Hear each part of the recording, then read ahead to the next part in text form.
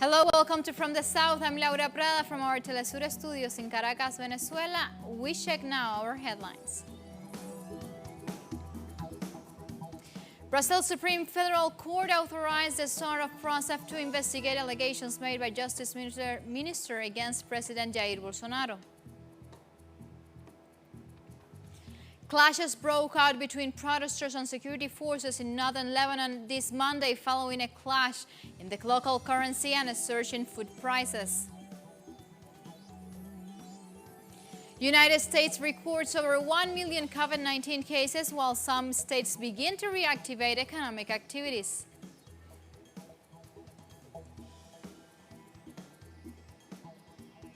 We begin with our news, so you stay with us.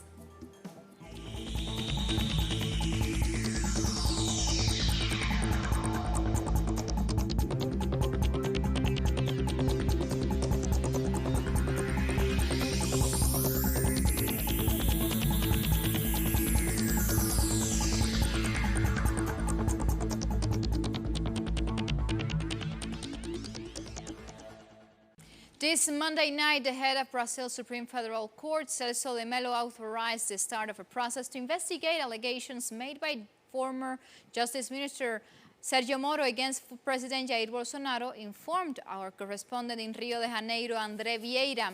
Let's remember that on Friday, after tendering his resignation for the post of Justice Minister, Sergio Moro claimed Bolsonaro tried to replace the head of the federal police and was aware. This constituted political interference, according to the Constitution.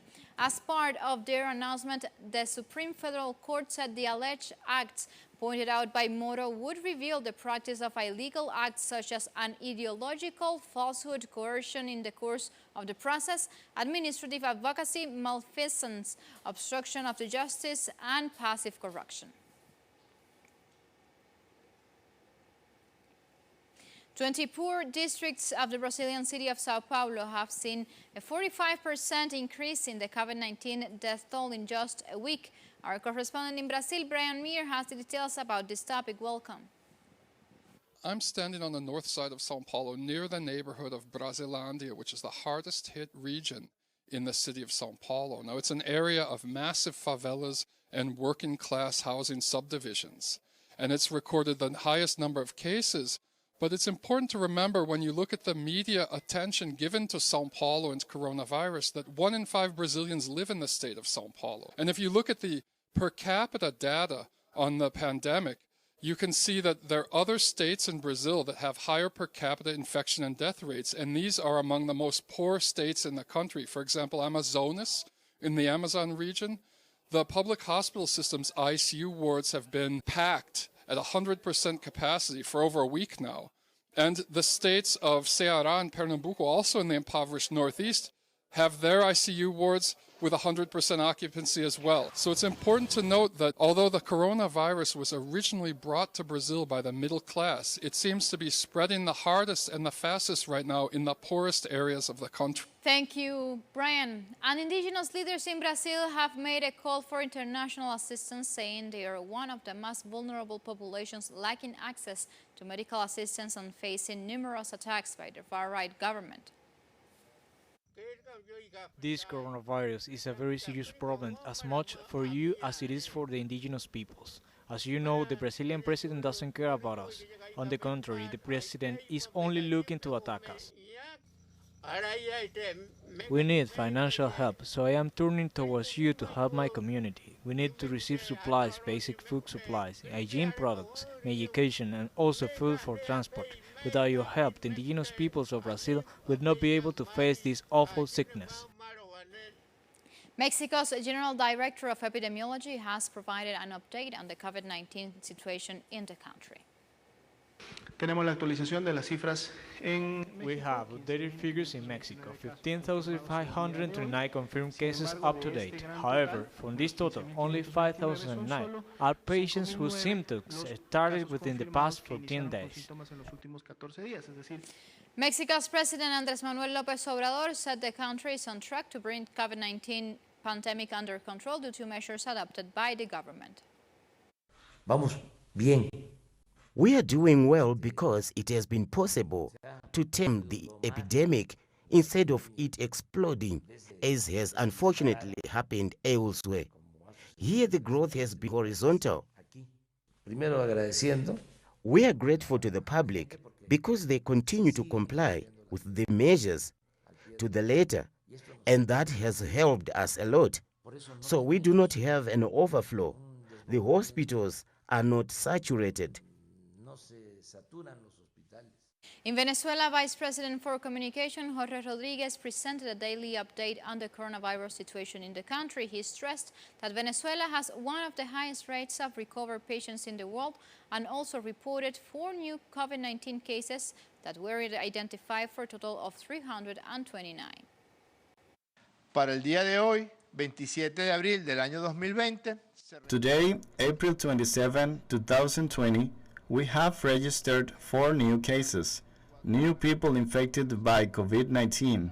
In the last 24 hours, 2 males and 2 females.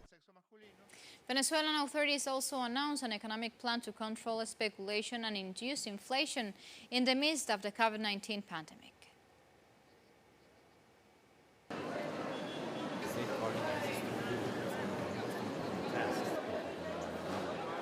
People are concerned about an increase in prices that has been ongoing over the last few weeks. It's very expensive, but if you want to survive, you have to pay. We cannot start a boycott, as some say. This inflation in the price of food led to government intervention. I think their plan is good. If they'll intervene to regulate prices, then I agree. Authorities allowed state intervention in a number of companies, as well as the expropriation of land to ensure fair prices and a steady stream of supplies. We are establishing food pricing mechanisms with the main producers. We've been meeting for 3 days, and I know where the most critical issues are, as well as the main effects of this speculative false economy. Hyperinflation is one of the main issues caused by price speculation at the hands of large private companies. This on top of an illegal exchange rate for the dollar caused by websites on social media accounts, which further devaluates the local currency to the tune of 131% in April and 178% since the quarantine started.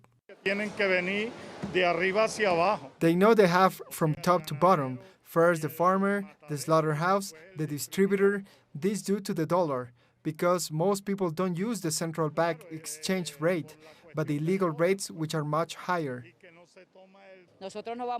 We are not going to allow speculators to take advantage of this global situation. It's time for solidarity and for humanity. It's time to consider what is going on around the world and how we are living through it, and how they're risking people's lives.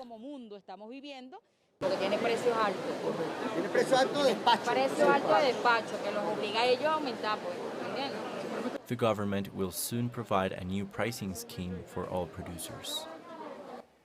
And updates now on COVID-19 infections in Latin America. Health authorities in Honduras confirmed that the curfew has been extended until May 3rd on Sunday in order to stop the spread of the novel coronavirus. This is the 6th extension of the curfew in the Central American country, which has recorded over 660 coronavirus cases and 61 deaths. Meanwhile, the president of Ecuador, Lenín Moreno, announced that as of May 4th, measures to address the COVID-19 epidemic will be in the hands of mayors as part of a strategy for the gradual lifting of the lockdown in the country.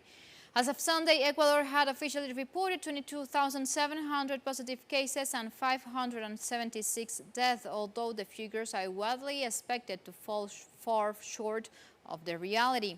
Likewise, Paraguay's President Mario Abdo Benítez announced on Monday that schools will be closed until December. Paraguay has reported 228 confirmed cases and 9 fatalities.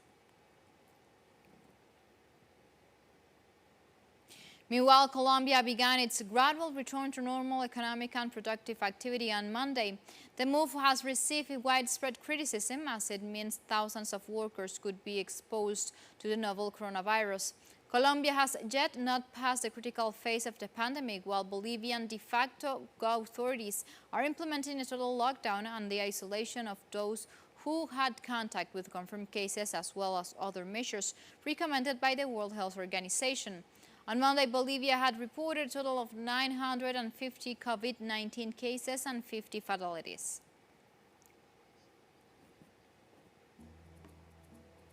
Time for a first break. Remember, follow us on Twitter at Telesur English and on my account at Laura P. Telesur. We'll be right back.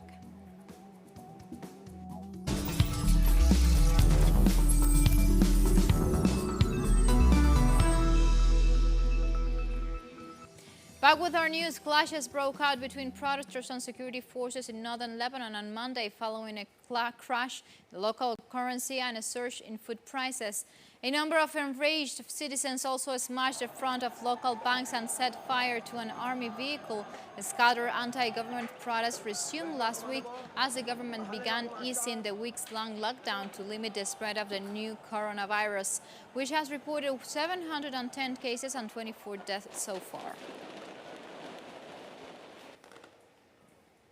In Saudi Arabia, Muslims continue to celebrate the holy month of Ramadan in spite of lockdowns across the world.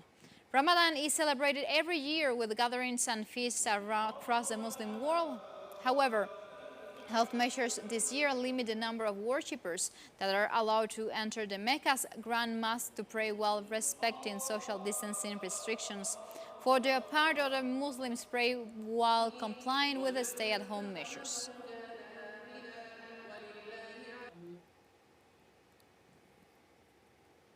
In Africa, Nigeria's President Muhammadu Buhari has announced the gradual phasing out of the country's lockdown in the cities of Lagos and Abuja from May 4th. I have approved a phased and gradual easing of lockdown measures in FCT, Lagos, and Ogun states effective from Monday, 4th of May 2020. However, this will be followed strictly with aggressive reinforcement of testing and contact tracing measures while allowing the restoration of some economic and business activities in certain sectors. Meanwhile, Lagos residents have welcomed the state government's decision to make the wearing of face masks mandatory. On Sunday, the governor of Lagos declared that wearing face masks in public was now compulsory and that failure to do so will follow a fine. The number of confirmed cases in the city stands at 731, more than half of the confirmed cases in Nigeria. Why I'm wearing the face mask is because of the virus in the country now, the COVID-19, and it's throughout the whole world. So I advise the fellow Nigerians to wear the mask because of the virus, because the spreading of the virus is getting more every day. Our country so should start wearing it because it's going to protect the virus. So I have to follow the law. And South Africa is marking the annual Freedom Day under the theme Solidarity and Triumph of the Human Spirit in Challenging Time. It is celebrated every year on April 27 and commemorates the country's first democratic election in 1994, the first time that non-white citizens were allowed to vote. That election saw Nelson Mandela replace Frederick de Klerk to become South Africa's first black president. In a televised speech, President Cyril Ramaphosa paid tribute to the country's freedom fighters. On this day, 26 years ago, a new nation was born in Africa. On the 27th of April 1994, the men, women, and children of South Africa emerged from the dark veil of oppression to stand in the light of freedom. As millions cast their votes for the first time, they boldly declared to the world that South Africa belongs to all who live in it. The price of our freedom was paid by generations of patriots. Today we pay tribute to the great leaders who resisted colonial domination and who fought for our liberation, both those who have left us and those who are still living. The government of Nicaragua has conveyed a fraternal greetings to President Ramaphosa and the people of South Africa on the 26th anniversary of the end of apartheid. President Daniel Ortega and Vice President Rosario Murillo paid homage to the sacrifices made by the African National Congress. They also reiterated their commitment to strengthening bilateral ties. Venezuelan Foreign Minister announced President Nicolás Maduro held a telephone call with President Ramaphosa where they said they share experiences in containing COVID-19 and agreed on joint bilateral and multilateral cooperation. And earlier, President Ramaphosa himself welcomed Cuban professionals who arrived in the country to support ongoing efforts against COVID-19. The medical team consists of physicians, epidemiologists, healthcare technology engineers, and biotechnology experts. Among others, over 4,300 cases have been registered in South Africa with 86 deaths. Cuba has sent more than 1,200 medical experts to 23 countries since COVID-19 pandemic broke out. And the opposition party, Economic Freedom Fighters, thanked the government and people of Cuba for their solidarity with South Africa.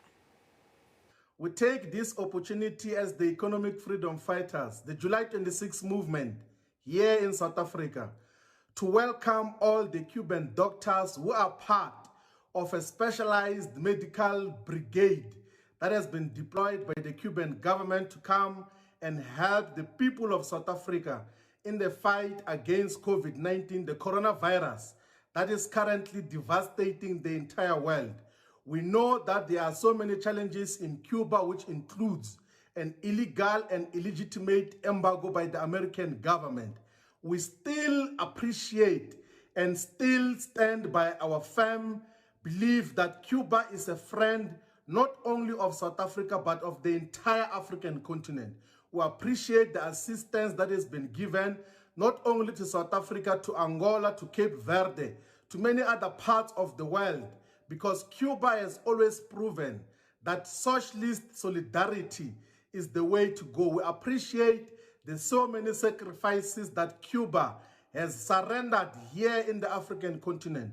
We welcome all the doctors and we call on all our people to cooperate fully with the Cuban doctors, with all the Cuban specialists. Let us learn from what Cuba has achieved under very difficult circumstances. Time for another break. Stay tuned, we'll be right back.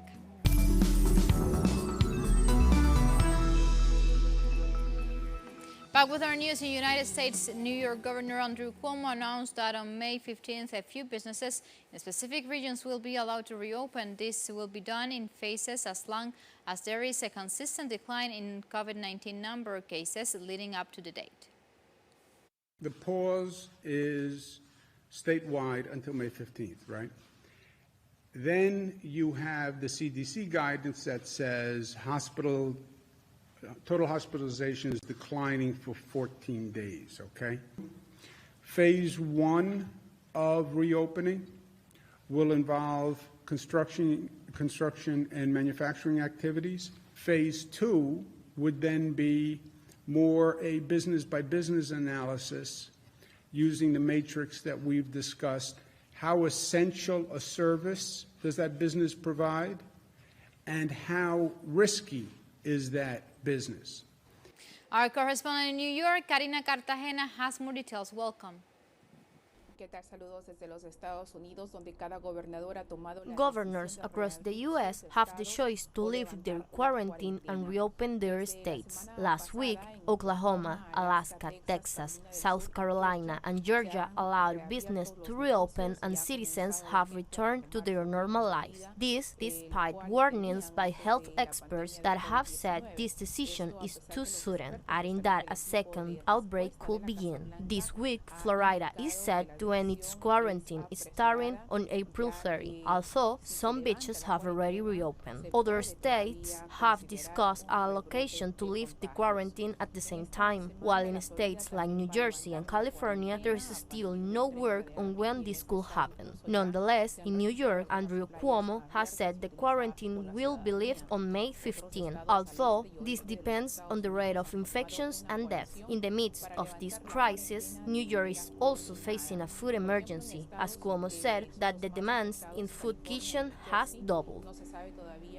Thank you, Karina. That was Karina Cartagena from New York.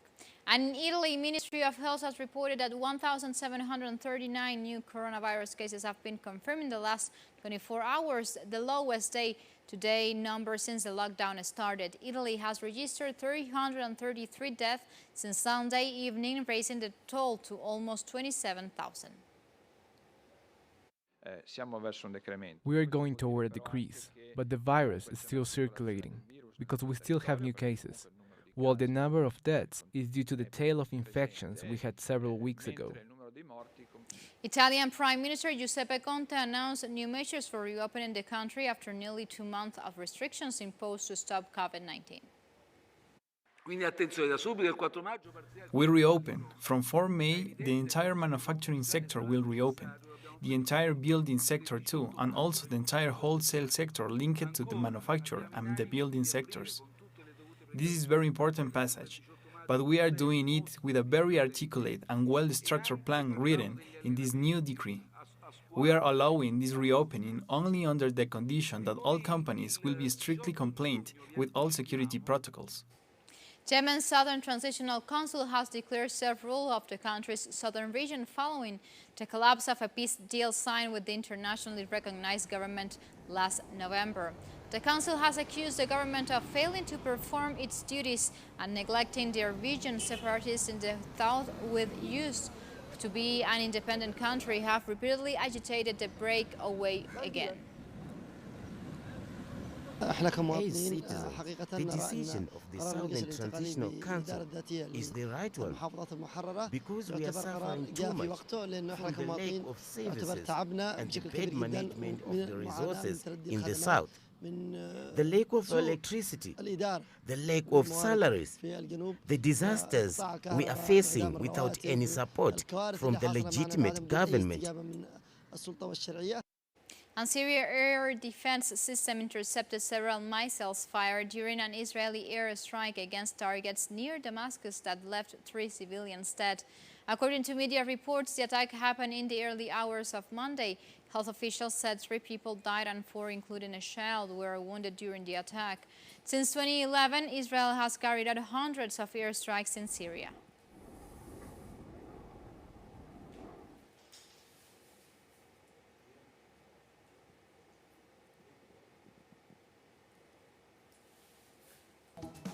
As we come to the end now, we leave you with this remake, stay-home version of the song You Could Be Loved by the Jamaican reggae icon Bob Marley.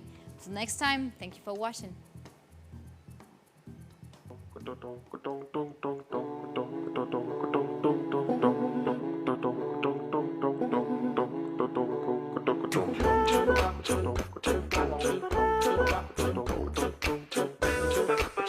you be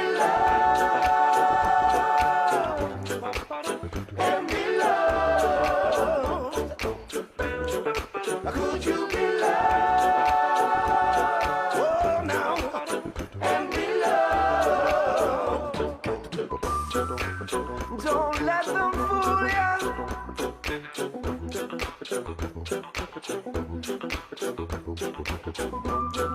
Or even try to school ya. Oh, no. Ooh. We've got the mind of our own, so go to hell if what you're thinking is not right. Love will never leave us alone. I in the darkness, they must come out alive. Could you be loved and be loved? Could you